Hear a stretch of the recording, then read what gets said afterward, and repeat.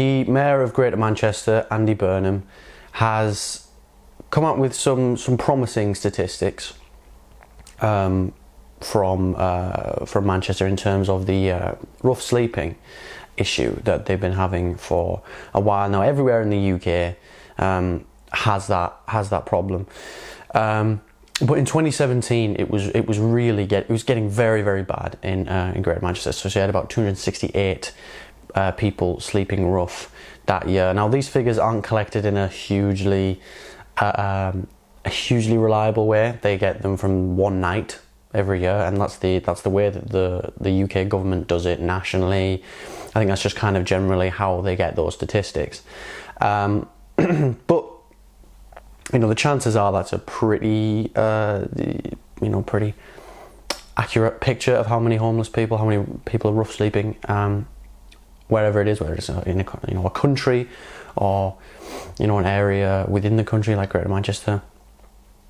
And those numbers have been going down pretty significantly since major anti-homelessness programs, to get people housed, in whatever kind of decent accommodation the local government has been implemented in Greater Manchester. So there's a graph here that Andy Burnham posted, and we'll just put that up. And it's really, really promising stuff. As you can see there, 268 in 2017, but then going down to 241 the next year, then 151 in 2019, 125 in 2020, 89 in 2021. And that's the number of people known to be sleeping rough on a single night. So it's really, really promising. And you never know, soon we might get back to levels before the Conservatives took power in 2010. Obviously, prior to 2010, Labour was in power and the numbers of homeless people in Manchester was a lot less. As you can see by the graph, it was actually lower than 45 people at that time. But, Andy Burnham, as he's done with other issues like the railways, he wants to kind of, and the buses and trams and things, he wants to take initiative on this because he knows that, at the end of the day, the national government, our Conservative government, won't really do anything about it. So he needs to try and sort of step up to the plate because at the end of the day, someone's got to do it. And the Tories won't. So yeah, this is a very promising policy. And Andy Burnham he's a politician. We have to remember that. We have to remember he's a politician.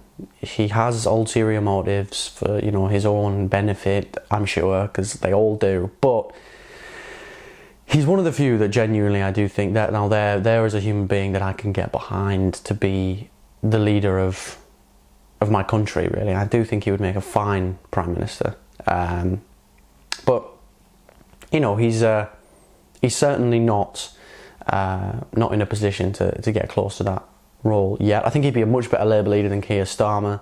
I think he's a better speaker, he connects with voters better, he understands which policies are popular, he can explain progressive politics in a very pragmatic, sort of common sense way that really appeals to people's sort of bread and butter needs.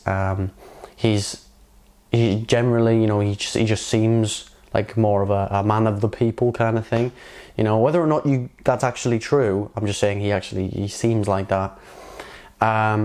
And obviously he has achievements in government that he can point to. And he just seems so much more real. He's better at politics, and he has better politics than Keir Starmer and just about everyone in the Parliamentary Labour Party, save maybe a few people. So I think, yeah, he'd be a great Labour leader. Is it going to happen?